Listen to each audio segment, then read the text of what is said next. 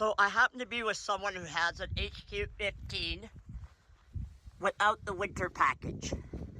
So when you look underneath, you'll see that is the general water tank. It's about 50 gallons. And further back is the smaller tank for drinking water, which goes through a triple filter. And then all the way at the back is the gray and black tanks. So the framing on these trailers is got to be a good 6 inches thick. So when I got the winter package, basically what happens is through RV of America, they run a corrugated plastic from rail to rail, just like the top of the board is right now. And they cut out around all the tanks, so that would mean I've got a good 6 inches of exposed tank. And also, the insulation only went from rail to rail, which then meant all this area on the perimeter is still exposed. So for me in Canada, that wasn't good enough. The winter package from RV of America is a good package for, folks down in Utah, Colorado, what have you. Now, the package included heating pads for the drinking water, the general water, the gray water, and the black water. And also a slow pump, slow recirculating pump that kept the water moving in the lines for the majority of the lines to also help keep them from freezing. So, the reason I'm kind of pointing all this out is my modifications grew for the winter packaging. First, when I returned to Canada, I filled in this area with styrofoam and then covered it with a type of corrugated plastic for starters, and foamed in areas that I could with expanding foam. And then as time went on, I wanted to make the trailer even more so winter. So in doing so, what I ended up doing was I wrapped the tanks. First, I put styrofoam, because this is about a good 3/4 of an inch to an inch thick strapping. So I filled that with styrofoam. Then I wrapped the whole thing in the foil insulation. And I installed a diesel heater at the rear of the trailer. And when I modified it, I left RV of America's corrugated plastic up here, but removed insulation in select areas to allow the diesel heater in the rear to pump hot air along the water lines and up to the back side of this tank. I also installed a Bluetooth thermostat in the front of this tank, which is the farthest away from being insulated. And with their corrugated plastics up here, like this is sitting, I pulled out the insulation and created like a ductwork so that that heat from the diesel heater had a place to travel in. And then I insulated the entire trailer by wrapping it in ABS sheeting. The entire trailer, from one edge to the other, even up underneath the steps. Okay, she has the hole in the floor, which is because she removed the Dometic toilet so that she no longer needs the black water tank. I also don't need the black water tank because I installed a separate toilet that does not require a black water tank. So here we're looking at the gray water tank and the black. And I end up tucking up the diesel heater right up in here.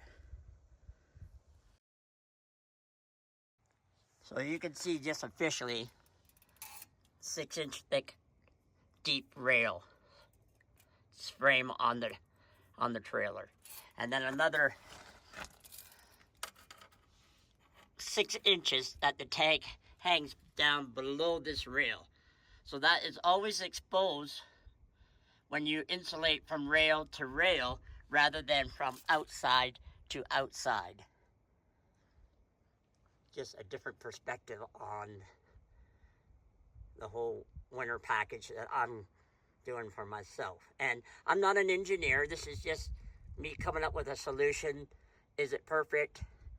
No. There's probably ways I would redo it if I was redoing it, but it worked. It got me to minus 23 Celsius, and I think that's about minus 9 Fahrenheit, and I had water still in the trailer and no lines froze. In eliminating the black water tank, I end up relocating these 2 outlets of the gray and black for when you needed to drain your tanks, so that there's less chance of it getting caught on departure angles. And I moved it out to the side here, which you will see. Just an early look on recapping the underside. I've replaced the metal one with Pelican. These are not fully fastened, but it's 1/8 ABS. And the nice thing about the ABS is you can bend it to go around the corner and cap it right off.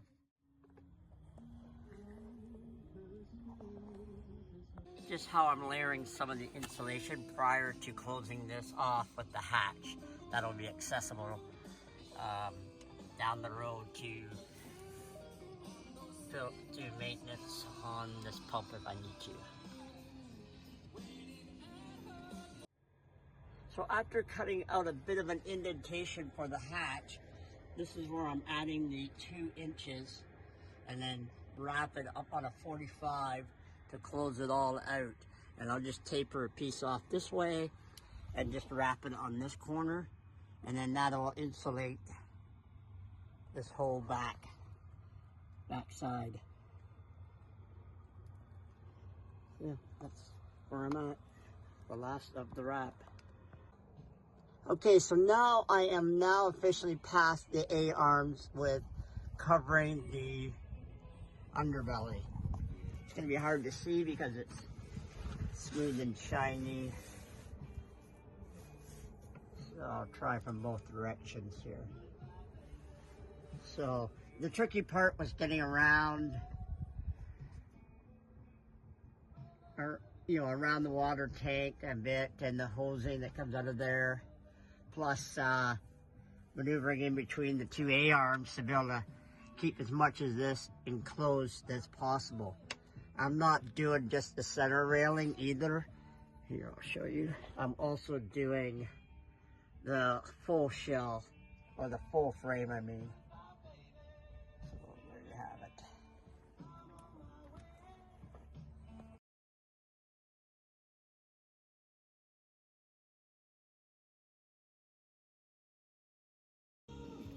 Okay, so I am just below where the pull-out kitchen would be, and I don't know if you can see all the way back,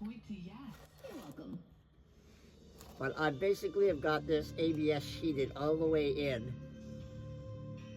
even in between the A-arms. So this is where I'm at right now. That's the general water tank, and then we're gonna install the diesel 17-gallon tank right up in here.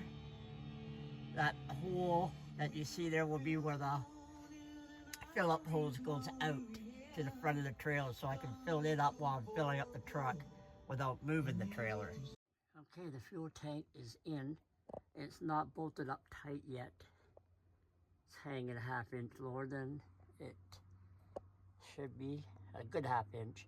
But you can see how, once I wrap it as well, how it will line up nicely with the other height of tanks. And then it's kind of a different view. And then it's part of the filler hose, or venting hose. So this will be put up tight to the trailer for the filling. Just like a regular hosiery. Well, not hosiery. So I ran one sheet right from one side of the trailer all the way over to this side, going across the general water and right to the outside. And the reason I did that is so that it covers the entrance for the down below the stairs, and I fully insulated that. And in doing so, of course, this here edge goes straight back, and you can see how it tapers down and it's just flat. So I put this tape up and started to foam in there. I'm going to try and make a piece that comes up on an angle to make this area a little more aerodynamic than just a blunt spot. We'll see how that goes. So, kind of gives you an idea too from another angle. It's not quite finished, but you know, you can see it's got a little flex in it, but you know, it's hard to keep it perfect with all the bends and contours to get around the A-arm. I'll call it an A-arm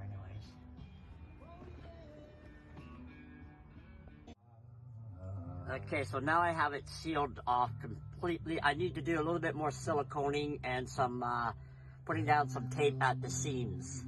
So bear with that, but as you can see, I have it covered completely.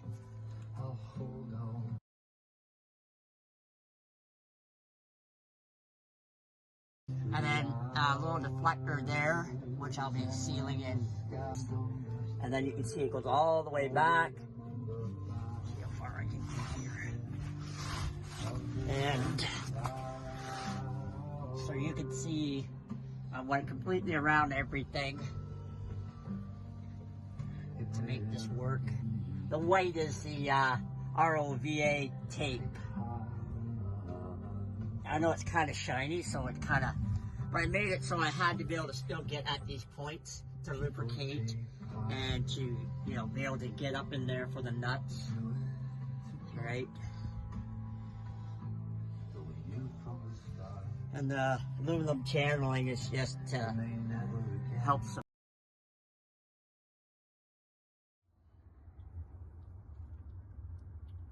So the aluminum you see are just braces that help support the fact that the sheets aren't attached solidly in the middle because they're underneath tanks. So it's just aluminum U-channels that I'm using.